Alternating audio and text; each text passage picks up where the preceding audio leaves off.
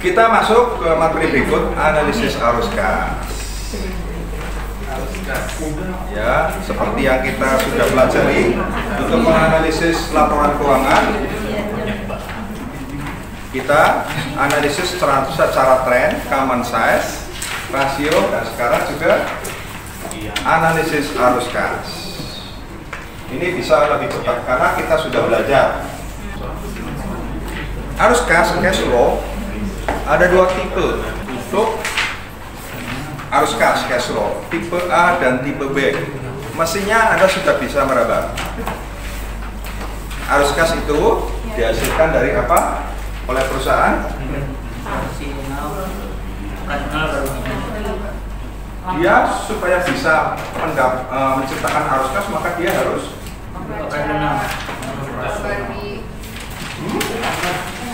apa? Dia harus mencipta apa dong? Gimana kalau iya harus jual produk, harus laba. Gimana dia bisa mencipta arus kas kalau tidak laba? Jadi kemampuan menciptakan arus kas. Nah, arus kas yang kita pelajari itu dihasilkan dari profit, dalam hal ini EBITDA, earning before interest, tax, depreciation, and amortization. Ya, dari EBITDA. Ini untuk membayar kembali pinjaman yang sifatnya long term. Kalaupun modal kerja, yang modal kerja permanen. Ya. Menaikkan permanen dalam core trading asset. Apa itu core trading asset? Kita akan pelajari besok, semuanya menumpuk di besok. Pak, itu mestinya dipelajari di depan. Nggak bisa juga, nanti banyak yang nggak paham. Karena ini mulai dari mana, kemarin juga masukkan Pak, mulai dari neraca dulu nih, akun-akunnya apa gitu.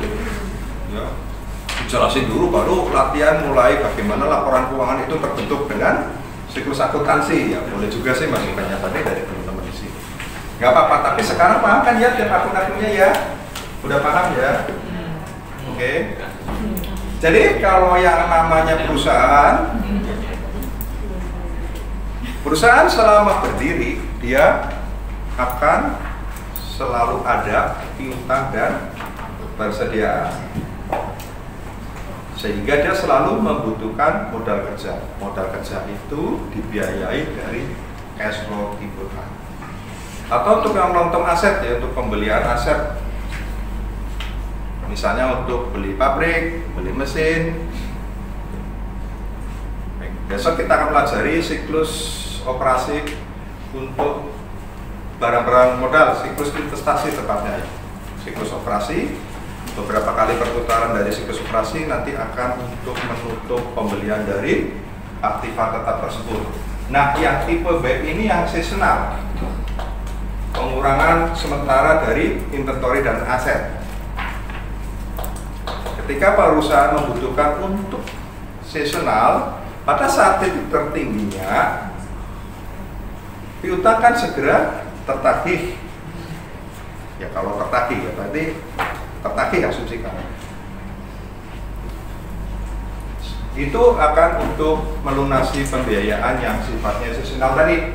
Ya, jadi ini untuk yang short term. Oke, paham dari sini? Jadi yang kita pelajari arus kas yang dihasilkan dari operasional normal perusahaan, dari profitability perusahaan menghasilkan EBITDA, ya, keuntungan itu adalah untuk modal kerja permanen dan long term aset, ya, untuk pertumbuhan.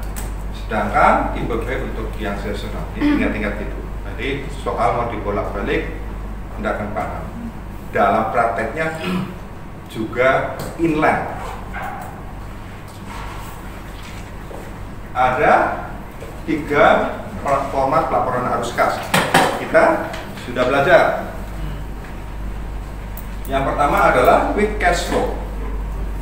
Dimulai dari net profit. Ini berarti direct. Dimulai dari net profit. Kemudian ditambahkan depresiasinya atau amortisasi. Lalu masuk ke 4 kriteria utama penggunaan cash flow-nya. Napak, neraca untuk working investment, untuk pertumbuhan aset, long term aset, dan pembayaran dividen serta pembayaran pokok pinjaman. Kemarin kan kita sudah latihan, termasuk kemarin yang dikerjakan tanda. Sedangkan di direct cash flow dimulai dari net sales, penjualan bersih, di mana beban adalah arus kas keluar. Penjualan itu sendiri arus kas masuk, lalu neraca untuk mendapatkan perubahan-perubahan penggunaan dan menghasilkan kas. Karena kemarin kita saya ngomong gini harusnya sudah paham. Dan kita juga sudah belajar statement of cash flow. Kerjakan oleh saya. Dimana arus kas adalah terdiri dari profesional, investasi pendanaan. Oke, dari arus kas dari operasional, dari investasi dan dari pendanaan.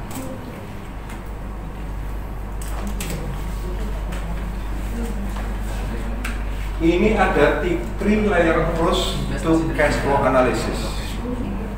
Jadi menganalisis arus kas itu seperti mengupas, teman-teman ya. Kalau dimisalkan seperti mengupas bawang, bahasa Jawa apa sih? Brambang atau apa? Ini ibu masa nggak tahu bawang? Tahu itu Bawang putih, bawang merah. Jadi arus kas itu ya layernya seperti mengupas bawang. Lapisan pertama adalah layer 1, mengupas dampak aktual accounting, mengungkap semua positif dan negatif cash flow. Layer pertama dikupas. Layer kedua menganalisis finansial analisis, menganalisis finansialnya ya, keuangannya atau financial driver, pengungkit keuangan. Pengungkit itu apa ya? Lebih tepat financial pendorong. Nanti kita akan masuk ya setelah ini apa saja sih financial driver dari cash flow. Lalu yang ketiga adalah mengupas ya, layer 3 mengupas non financial drivernya. Apa saja sih yang akan menjadi pemicu arus kas akan naik atau turun? Itu adalah financial driver dan non financial driver. Itu yang akan menyebabkan kas naik turun, itu harus dianalisis. Terutama ketika teman-teman hendak membuat proyeksi arus kas. Anda harus tahu financial dan non financial driver. Analisis arus kas adalah analisis untuk mengukur arus kas masuk, arus kas keluar. Sudah, ini tinggal mengulangi saja. Laba tidak sama dengan arus kas karena laba ada pengaruh akuntansi aktual di situ. Kita harus mengupas untuk mendapatkan arus kas sesungguhnya dari perusahaan. Laba itu masih akuntansi aktual, tetapi kas benar-benar merefleksikan perputaran uang. Kita sudah ya, teman-teman. Laporan laba rugi tidak merefleksikan arus kas non operasional. Contohnya ya udah pembayaran dividen, pengeluaran modal untuk capital expenditure, penjualan aktiva tetap dan sebagainya. Dan kita akan menilai kapasitas atau kemampuan perusahaan di dalam memenuhi kewajibannya.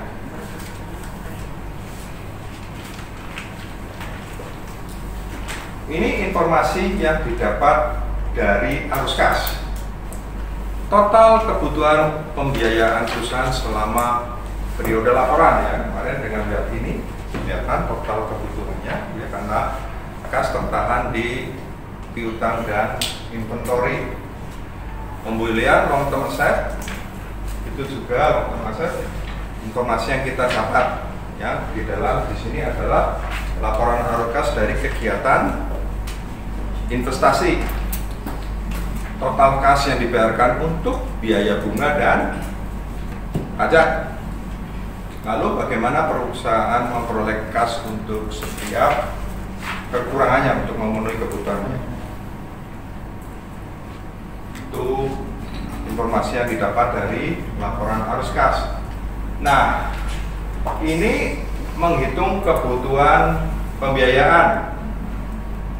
total kas yang dihasilkan dari aktivitas operasi, total kas yang dihasilkan, ya, net kas yang dihasilkan dari investasi. Kalau sampai minus kurang, kekurangannya bisa dari pinjam, bisa dari tambah modal, bisa dari kasnya sendiri perusahaan. Ya, kalau contoh Prodia itu bisa dibeli dari kasnya juga sudah bisa, kasnya gede banget. Nah, ini yang dimaksud 4 financial driver dari arus kas. Pertama, kenaikan penurunan penjualan, naik turun penjualan. Itu adalah pemicu atau pendorong arus kas. Arus kas naik kalau penjualan naik. Perubahan dalam jumlah hari di dalam collection period, holding period, dan payment period. Apa ini? Besok kita belajar. Tapi intinya, collection period adalah periode di mana perusahaan melakukan penagihan setelah barang dagangan dijual. Holding period itu adalah harga, ya, jumlah rupiah yang dikeluarkan perusahaan untuk membeli barang dagangan kalau pabrikannya bahan baku sampai diproduksi menjadi barang dagangan dan barang dagangan itu berhasil dijual sampai titik itu holding period. Jadi kita melihat holding period itu sebetulnya ya inventory days on hand atau hari inventory, ya, atau days inventory. Kalau yang atas holding period adalah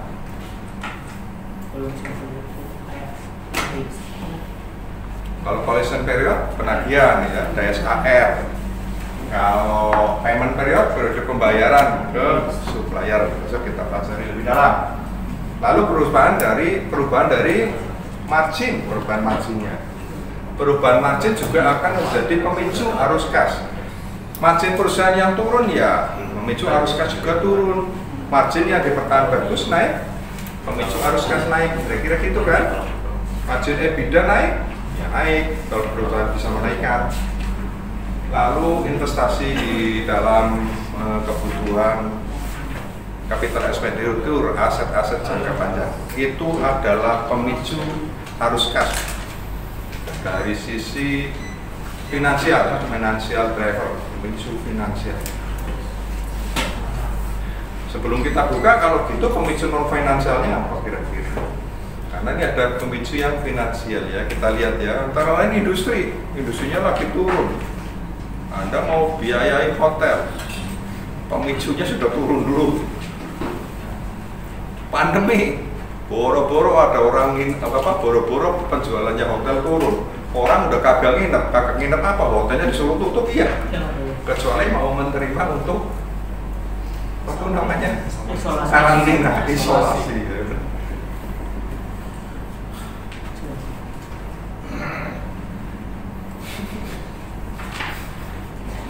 Jadi perubahan penjualan, perputaran dan laba akan menghasilkan arus kas. Penting untuk menerorai kemampuan membayar utang dari nasabah. Kita akan lihat satu-satu. Clear lah, ya, penjualan clear. Lalu perubahan di dalam net operating cycle, ini yang nomor 2. Lalu perubahan margin dan kebutuhan aset jangka panjang, itu adalah pemicu arus kas. Ini financial driver. Ini penjelasannya saja.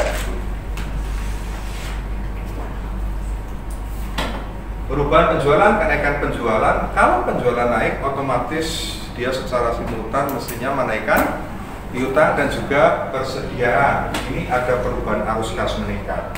Kenaikan penjualan jangka panjang akan membutuhkan capital expenditure. Kalau perusahaan penjualannya naik terus, dia pasti kepengen meningkatkan kapasitas produksi. Kalau dia kepengen meningkatkan kapasitas produksi, dia harus beli mesin baru, gitu kira-kira. Maka penjualan jangka panjang yang naik secara tahun dari tahun, secara produk naik, dia akan menimbulkan kebutuhan capital expenditure, kira-kira gitu. Lalu perubahan perputaran, ya, operating cycle-nya berubah tadi. Hari piutang usaha persediaan makin panjang, apa akibatnya? Arus kas keluar. Hari piutang usaha persediaan makin pendek, harus kas masuk. Dari utang usaha makin panjang, harus kas masuk dan seterusnya. Kita sudah belajar prinsip harus kas. Dengan ngomong gini mesti sudah paham. Oke. Perubahan margin juga ya. Ini penjelasan saja tadi yang sudah saya sampaikan. Ini laba kotor itu penjualan bersih dikurangi harga pokoknya. Laba operasional adalah penjualan bersih kurangi harga pokok, kurangi biaya-biaya operasional. Jadi kalau terjadi peningkatan laba, perusahaan meningkat labanya, apalagi secara sustainable dari periode ke periode naik terus, itu adalah arus kas masuk.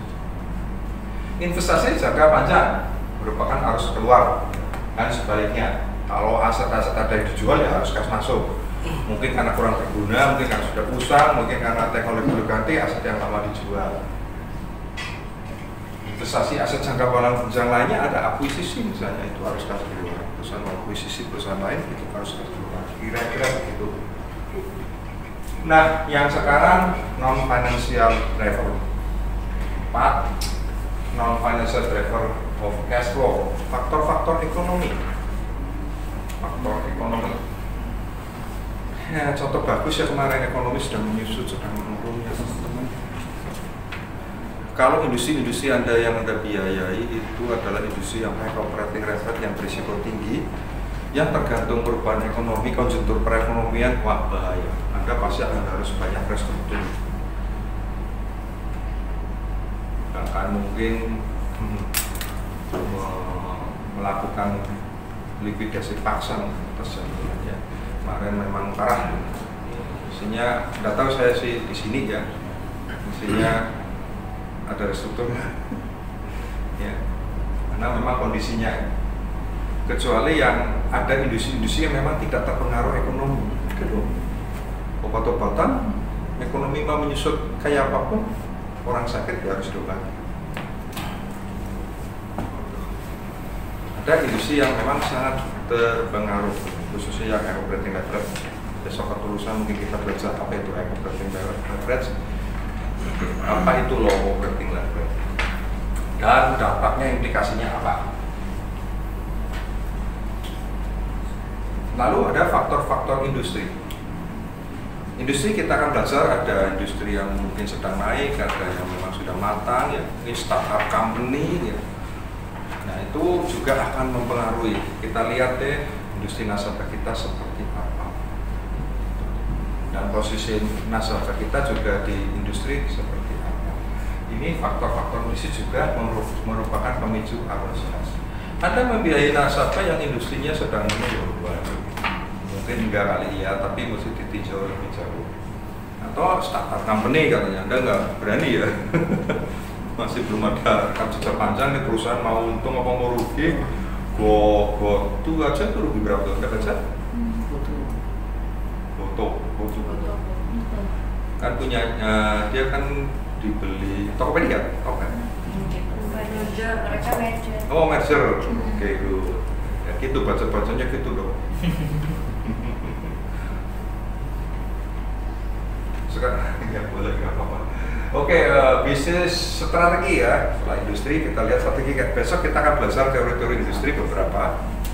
Sehingga Anda bisa menganalisis industri nasabah dengan lebih baik.